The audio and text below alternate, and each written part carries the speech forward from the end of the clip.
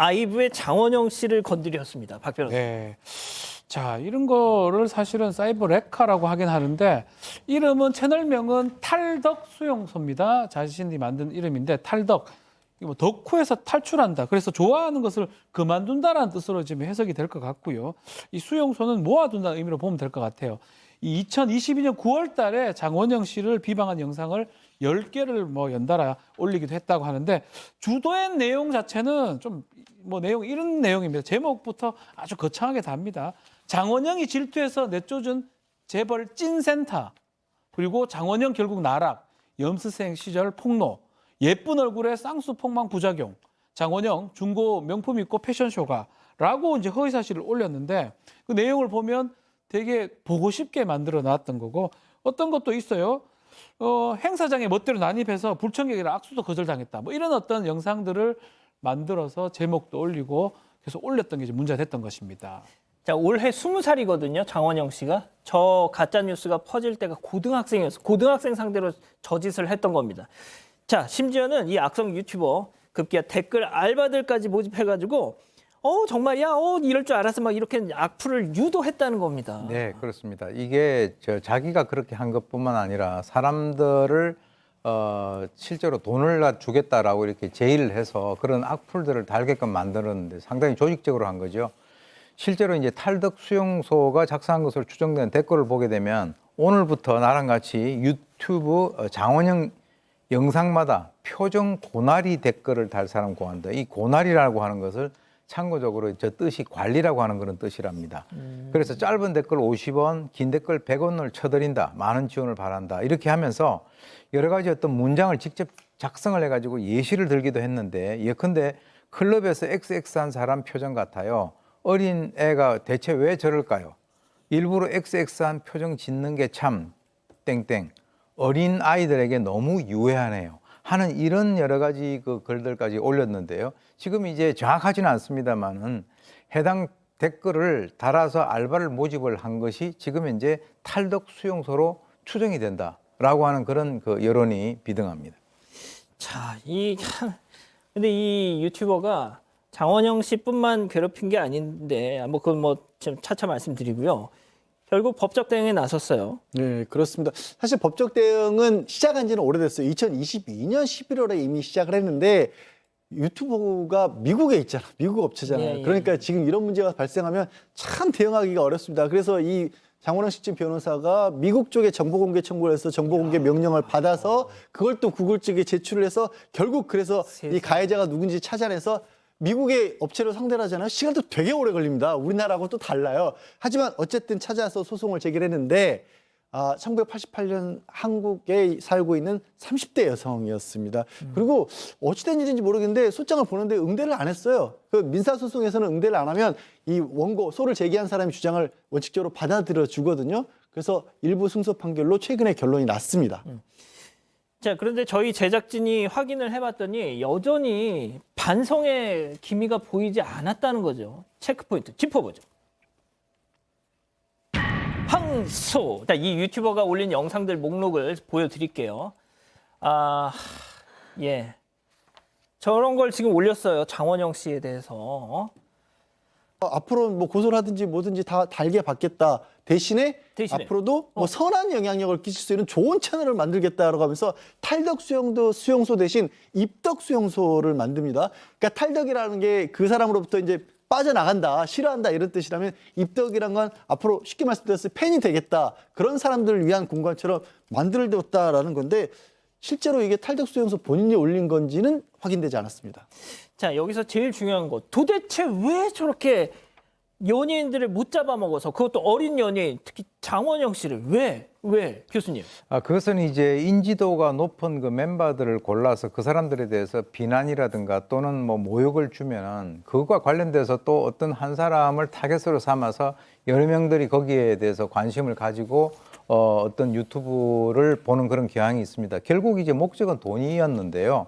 이게 이제 높은 조회수에 의하면은 유튜브 수익금이 올라가지 않습니까? 그래서 이제 가짜 뉴스 여러 사람들이 봤을 때 그래?라고 할 정도의 흥미를 느낄 만한 가짜 뉴스를 만들어서 높은 조회수를 끌어모으고 유튜브 수익금을 가져간 것인데 실제로 이 장원영 씨 측에 따르면은 이 해당 유튜브는 매달 최대 60만 원을 받고 유료 회원까지 모았다는 거예요.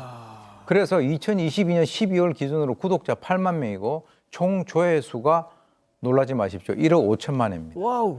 이 정도 되면 최소 월간 예상 수입이 1,000만 원 정도 되니까 오. 연봉 1억 2천 정도 돼. 그래서 이런 활동을 갖다가 한 것은 아닌가. 그냥 앉아서 남을 비방하는 거 그리고 댓글 다는 것만 가지고 연봉 1억 2천을 갖다 벌고 있는 것이죠. 자, 박 변호사님. 예. 보통 전원주 충격 사망, 백종원 사망, 그리고 또 최백호 뇌경색 투병 중 네. 이런 거 많이 보셨죠? 저도 그래서 놀라서 들어갑니다. 들어가면 사실 내용이 아니죠. 제목 다른 거 다르고 다른 내용 하는데 이른바 이렇게 주의를 끌어와 가지고 조회하게 하고 이익을 얻는 방식인데 이제까지 이런 일이 많이 있기 때문에 연예인들이나 이런 사람들은 이런 공격을 좀 막기 위해서 법적 조치를 취하려고 했는데 가장 걸림돌이 유튜브예요, 유튜브. 유튜브 본사가 한국 게 미국에 아니에요. 있어. 미국 겁니다. 어. 누군지를 모릅니다. 본인이 어. 공개하지 않는 이상은 미국에 가서 그 사람의 신원을 확인해야지만이 최소한 주소라도 알아야지 뭘 보내거나 할 수 있는데 그거 확인하는 과정이 매우 오래 걸리기 때문에 저희도 이제 그런 요청을 받아도 법적으로 도움을 못 드리고 좀 참아라. 아니면 그 사람이 진짜 누군지 좀 확인할 수 있는 걸 좀 해봐라. 그 정도밖에 못했거든요. 아마 저는 이 변호사하고 상당히 열심히 했던 것 같아요. 맞아요. 미국까지 갔다가 왔던 거 보면 꽤 오랜 시간이 걸렸지만 어쨌든 간에 한 거고요. 그래서 지금 이 사람 뭐 지금 항소하고 했지만 쉽게 생각하면 안 됩니다. 이 탈덕 수용소 이 88년생인가 이 사람. 왜냐하면 형사도 문제가 됩니다. 명예훼손죄, 모욕죄, 업무방해죄 성립할 수 있고요. 소속사도 손해배상이 들어갈 겁니다. 본인이 얻은 이익 그 이상의 손해배상도 가능하고요. 어우야. 그리고 처벌이 되는데 저는 이런 말씀 좀 드리고 싶습니다. 어. 본인이 얻은 이익, 본인이 누린 어떤 뒤에서 누린 이익만큼의 큰 처벌이 가능하다. 이런 말씀 드리고 싶습니다. 대법원이 배우 수지에 대해 악성 댓글을 단 사람에 대해 유죄 판단을 내렸습니다. 무죄라던 2심 판단을 뒤집은 겁니다. 적어도 성별이나 출신 등에 관한 혐오 표현은 표현의 자유가 아닌 범죄라고 봤습니다. 정종문 기자입니다. 40대 이모 씨는 2015년 두 차례에 걸쳐 배우 수지의 인터넷 기사 아래에 악성 댓글을 달았습니다. 수지가 고소하면서 이 씨는 모욕 혐의로 재판에 넘겨졌습니다. 쟁점이 된 단어는 거품과 영화 폭망, 퇴물, 그리고 국민 호텔역까지 4개입니다. 1심은 4단어 모두 모욕죄로 보고 벌금 100만 원을, 반면 2심은 표현의 자유 등을 들어 모두 무죄를 선고했습니다. 대법원은 이 중 국민 호텔연은 모욕죄가 맞다며 사건을 2심 법원으로 돌려보냈습니다. 혐오 표현으로 모욕죄 요건에 해당한다고 판단한 겁니다. 대법원은 여성 연예인을 성적으로 비하하는 모멸적 표현이라며 표현의 자유가 인정되지 않는다고 설명했습니다. 그러면서 최근 사회적으로 인종, 출신 지역, 성별, 성적 지향에 대한 혐오 표현이 문제가 되고 있다는 점을 강조했습니다. 모욕죄가 소수자에 대한 혐오 표현을 제한 내지 규제하는 사회적 기능도 있다는 점을 명확히 선언했다고 볼 수 있습니다. 성별에 따른 혐오 현상이 퍼지고 출신 지역을 비하하는 표현들이 문제가 되는 가운데 이번 판결로 처벌 기준이 더 분명해졌습니다. JTBC 정종문입니다. 아이유 씨는 악플러들에게 선처를 하지 않는 걸로 유명하잖아요. 오늘 소속사의 입장문에선 2019년 선처를 하지 않는 걸로 유명한가요? 네, 악플러들을 선처하지 않는 걸로 유명합니다. 오늘 소속사의 입장문에선 2019년부터 상습적으로 인신공격 댓글을 남긴 악플러들을 고소했고 법원 판결이 나왔다 이렇게 전했는데요. 가해자의 모든 범죄 혐의가 인정이 됐고 징역 8개월에 집행유예 2년, 그리고 40시간의 성폭력 치료 강의를 수강할 것을 선고했다고 합니다. 소속사는 계속해서 악플을 남길 경우에는 더 엄중한 처벌을 받게 하겠다 이렇게 경고하기도 했습니다. 자, 교수님도 이수정 교수님도 워낙 셀럽이시다 보고 또 어떤 뭐 사안에 따라서 논란의 중심에 섰던 적이 많으시다 보니까 야, 이런 악플, 악성 게시물에 대해서 좀 많은 생각이 드실 것 같은데 악플 달아서 징역 8개월, 뭐 집행유예형이긴 했지만, 네네. 야, 이거 보통이 아니었나 봐요. 지금 이 내용이 좀 한번 보시면은 꽤 여러 가지 내용이 있는데요. 징역 8개월인데 집행유예 2년인데요. 거기에 의미 있는 이제 내용이 뭐냐? 예. 180시간의 사회봉사 외에 40시간의 성폭력 치료 강의를 들어라. 결국은 내용이 이런 이제 성폭력 치료 강의를 들을 만한 내용이었다. 조금 더 자세히 알아보니까 지금 소속사가 이렇게 아주 강경 대응을 할 수밖에 없었던 건 지금 이 여러 가지 그 내용이 매우 부적절하다. 사회적인 규범에서 현저히 벗어난 성적인 내용이었기 때문에 그래서 이제 아직은 젊은 여성 연예인을 대상으로 지금 그런 댓글 또는 뭐 영상 같은 것들, 뭐 사진 같은 것들 이거 편집해서 올리면은 사실은 굉장히 이제 명예훼손뿐만 아니라 상처를 많이 받죠. 그럼요. 피해자는. 그러니까 사실은 저렇게 하시면 일단 기본적인 뭐 어떤 도의에서 너무 벗어납니다. 그렇기 때문에 이제 처벌이 내려진 것으로 보입니다. 자, 박 변호사님 네. 짧게요.